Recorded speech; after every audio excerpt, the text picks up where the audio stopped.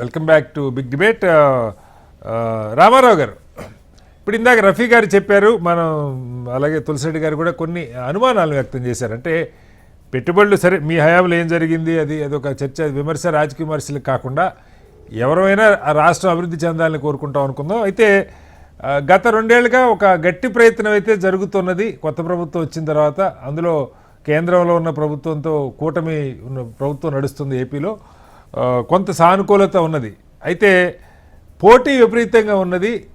ఒప్పందాలు అవుతున్నాయి, భూ కేటాయింపులు జరుగుతున్నాయి, పరిశ్రమలు లాంచ్ అవుతున్నాయా? ఇవాళ కూడా దాదాపు 1 లక్ష కోట్ల పెట్టుబడులకు సంబంధించిన ఒప్పందాల మీద చర్చ, ఆమోదం, అలాగే కొన్నిటికి భూ కేటాయింపులు కూడా చేశారు.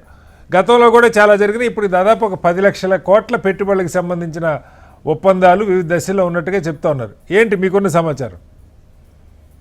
నమస్కారం సార్.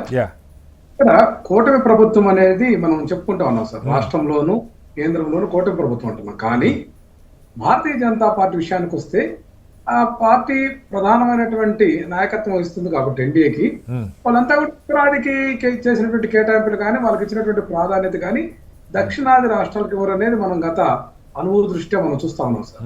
అయితే ఇక్కడ చంద్రబాబు నాయుడు గారి ప్రభుత్వం ఏదో జరుగుతుంది అని చెప్పాలి, సమయం గడపాలనేటువంటి ఆలోచన విధానం తప్ప ఇక్కడ ఎక్కడా కూడా పేరుగా జరగట్లేదు. ఎందుకంటే మనం బడ్జెట్ లో చూసాం, బడ్జెట్ లో కేటాయింపులు చూసాం కదండి.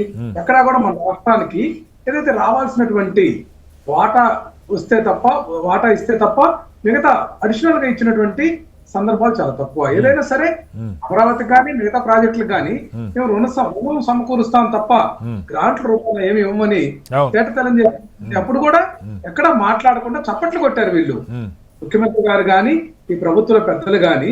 సరే అవి ఓకే. ఇప్పుడు కేంద్రం కాదు రామారావు గారు, నా ప్రశ్న అంటే కేంద్రం నుంచి పెద్దగా నిధులు వస్తున్నాయని మనం అనట్లేదు. కానీ అయితే ఇక్కడ ఈ పెట్టుబడులకి పరిశ్రమలు ఆకర్షించటం, ఒప్పందాలకి చేసుకోవటం, వాటిని ఫాలో అప్ చేయటం, పరిశ్రమల ఏర్పాటుకు కావాల్సిన మౌలిక వస్తువులు కదా అప్పో ఇన్ఫ్రాస్ట్రక్చర్ కల్పించే ప్రయత్నం అది జరుగుతుంది అనుకోవచ్చా? ఇక్కడ మనం చూసాం కదా సార్, 2014-19 మధ్య కూడా ఏవో వస్తున్నాయని చెప్పి చంద్రబాబు నాయుడు గారు చెప్తే కమ్యూనిస్ట్ పార్టీ వాళ్ళు ఒక బుక్ రాశారు. ఈ యొక్క చంద్రబాబు నాయుడు గారు చేస్తున్నటువంటి విధానం గాని అది ఆచరణలో ఎక్కడా కూడా సాధ్యం కానటువంటి అంశం కానీ ఆచరణ ఎక్కడా చూపలేదని అదే విధానం కొనసాగుతుంది తప్ప అది కూడా కాకుండా మా నాయకుడు జగన్మోహన్ రెడ్డి గారి నేతృత్వంలో చేసినటువంటి ప్రతిపాదనలు, ఆ యొక్క ప్రాజెక్టులు అవన్నీ కూడా కొన్ని సాకారం అవుతుంటే ఆయన పేరు ఎక్కడ వస్తుందని చెప్పి పథకాలు మార్చి లేకపోతే ఆ యొక్క ప్రాజెక్టుల యొక్క పేర్లు మార్చి దాన్ని అంతా కూడా విధ్వంసం చేస్తున్నటువంటి పరిస్థితి కూడా మనకు కనిపిస్తా ఉంది.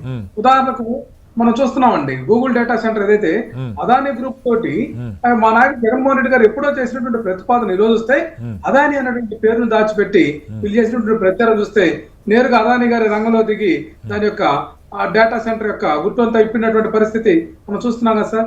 ఇక్కడ ప్రభుత్వం మసిగుసి మారేడుకాయ చేసి చూపించాలనేటువంటి ప్రయత్నం ఉంది.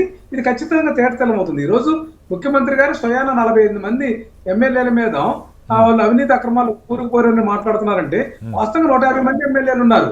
కానీ ఆయన 45 మంది ఎమ్మెల్యేలని ఒకేసారి కనుక 100-150 ఈ యొక్క ప్రభుత్వం ఆయన యొక్క పాలనే అస్తవ్యస్తంగా ఉందనేది ప్రజల్లోకి పోతుందని భయపడి 48 మంది సంఖ్యనే చెప్తున్నటువంటి మాట అది వాస్తవం కదా సార్. ఇక్కడ ఏ నియోజకవర్గం పట్టినా కూడా అవినీతి దంద, అక్రమాల దంద కొనసాగుతుంది. యథేచ్ఛగా ధనార్జన తప్ప ఇక్కడ పాలన గాని పరిపాలన గాని ప్రజా సంక్షేమం గాని జరుగుతున్నటువంటి పరిస్థితి లేదు కదా. ఈ యొక్క భూ కేటాయింపుల విషయం కూడా చూస్తే ఓర్సా గాని అట్లాగే మనకు సంబంధించి మనం చూస్తే టీసీఎస్ గాని ఇటువంటి సంస్థలన్నిటి కూడా టీజీ విశ్వప్రసాద్కి ఇచ్చినటువంటి ఆ యొక్క భూముల అంశంలో కానీ లూలు అంశం కూడా మనం చూసాం. పక్క రాష్ట్రాల్లో లూలు ధనం పెట్టి ఏదైతే డబ్బులు పెట్టి కొన్ని రిజిస్ట్రేషన్ చేయించుకుంటుంటే మన కాడ వీళ్ళే వెళ్ళి రెడ్ ఏదైతే కార్పెట్ పరిచి వీళ్ళంతా కూడా ఆహ్వానిస్తున్నటువంటి పరిస్థితి ఉంది కదండి. ఎంత దుర్మార్గం ఇదంతా కూడా మనము అర్థమవుతుంది లేక పాలనా విధానం.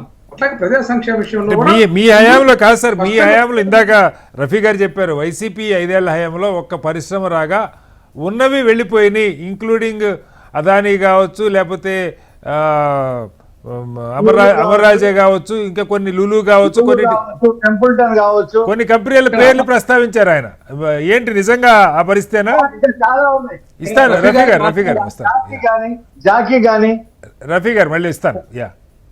రఫీ గారికి వాస్తవాలు తెలుసు సార్. ఆయన ఏంటంటే ఇప్పుడు ఆయన పార్టీ పరంగా మాట్లాడాలని మాట్లాడటం తప్ప జగన్మోహన్ రెడ్డి గారు పాలనా సంస్కరణలో భారతదేశంలోనే చాలా ముఖ్యంగా చూసుకుంటే ప్రపంచంలో నెంబర్ 1 ఆయన.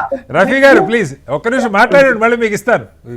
ప్రపంచంలో నెంబర్ 1 పరిపాలన అధ్యక్షుడు. కంప్లీట్ చేయండి రామారావు గారు. సార్ ఇక్కడ ఒక అంశం అండి, ఇక్కడ మా హయాంలో చూసాం, మేము తీసుకొచ్చినటువంటి సంస్థలు కానీ మేము తీసుకొచ్చినటువంటి ప్రాజెక్టులు. ఉదాహరణ తీసుకుంటే ఇప్పుడు మెడికల్ కాలేజెస్ అంశం జరుగుతుంది కదండి.